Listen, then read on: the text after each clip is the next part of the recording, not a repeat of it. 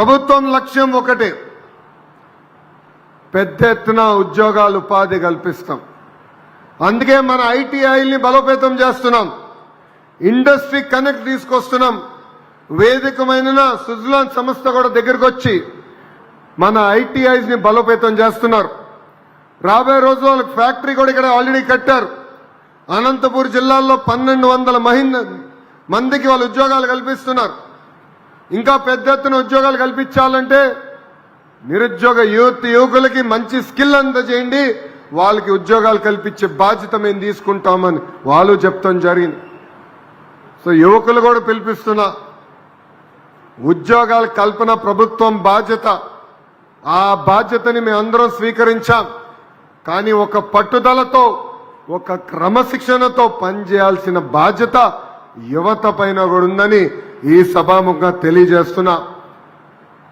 కేవలం మన దేశమే కాదు, ఇతర దేశాలు తిరుగుతున్నాం. పెద్దలు కాల్వ శ్రీనివాస్ గారు చెప్పినట్లు నేను రష్యాకి వెళ్ళా, దక్షిణ కొరియాకు కూడా వెళ్ళా. నేనే కాదు, టీజీ భరత్ గారు అమెరికా కానీ యూరోప్ కానీ అనేక దేశాలు తిరిగి మన రాష్ట్రంలో పెట్టుబడులు తీసుకొస్తున్నారు. దాని వెనకాల ఒకే ఒక లక్ష్యం. ఆనాడు యువగలం పాదయాత్రలు నేను హామీ ఇచ్చా, 5 సంవత్సరాలు 20 లక్షల ఉద్యోగాలు నిరుద్యోగ యువకులు కల్పించాలని. ఆ హామీ నిలబెట్టుకునే దానికే ఈ ప్రక్రియ మేము చేస్తున్నాం. నిన్న కూడా మీటింగ్లో చెప్పా, యువగలం పాదయాత్రకు వచ్చినప్పుడు కరెక్ట్గా కర్నూలు పట్టణంలో కొంతమంది లాయర్లు, అడ్వకేట్లు కలిశారు. హైకోర్టు ఇక్కడ ఏర్పాటు చేయండి అని కోరారు. వాళ్ళకి ఒకటే చెప్పా, ఒకే రాష్ట్రం ఒకే రాజధాని, కానీ అభివృద్ధి వికేంద్రీకరణ చేసే బాధ్యత మీ లోకేష్ తీసుకుంటాడని. ఆనాడు నేను హామీ ఇచ్చా, కర్నూలుకి హైకోర్టు బెంచ్ తీసుకొచ్చే బాధ్యత మీ లోకేష్ తీసుకుంటాడని. 90 రోజుల్లో కర్నూలుకి హైకోర్టు బెంచ్ తీసుకొచ్చే బాధ్యత నేను తీసుకుంటున్నానని ఈ సభాముఖ కర్నూలు ప్రజలందరికీ నేను తెలియజేస్తున్నా. ఆనాడు పాదయాత్రలు ఇచ్చిన ప్రతి హామీని గుర్తుపెట్టుకున్నా, ప్రతి హామీ నేను బుక్లో రాసుకున్నా. ఒక పద్ధతి ప్రకారం హామీలు నిలబెట్టుకుంటూ వెళ్తున్నాం. ఈరోజు టాటా లాంటి పెద్ద సంస్థ మన ప్రాంతానికి వచ్చింది. కావాలని ప్రతిపక్షంలో ఉన్న కొంతమంది నాయకులు మన మధ్యలో చిచ్చు పెట్టడానికి ప్రయత్నిస్తున్నారు, మన్ని రెచ్చగొట్టడానికి ప్రయత్నిస్తున్నారు, పరిశ్రమలు రాకుండా చేయడానికి ప్రయత్నిస్తున్నారు. దయచేసి ఇక్కడున్న రైతులందరినీ కోరేది అప్రమత్తంగా ఉండండి. ఇది ఒక అద్భుతమైన అవకాశం. వాళ్ళు మన భూమి తీసుకుని ప్రతి సంవత్సరం మనకి కౌలు ఇస్తాం జరుగుతుంది. ఈరోజు సోలార్ విద్యుత్ విండ్ కంపెనీలు వచ్చినాయి కనుకనే మనం కరెంటు ఛార్జీలు కూడా పెరగకుండా చూసుకుంటున్నాం. ఆనాడు నేను పాదయాత్రలు చెప్పా, 5 సంవత్సరాలు ఒక్కసారి కూడా మేము కరెంటు ఛార్జీలు పెంచుతాం కాదు కదా, కరెంటు ఛార్జీలు తగ్గించే బాధ్యత మేము తీసుకుంటామని.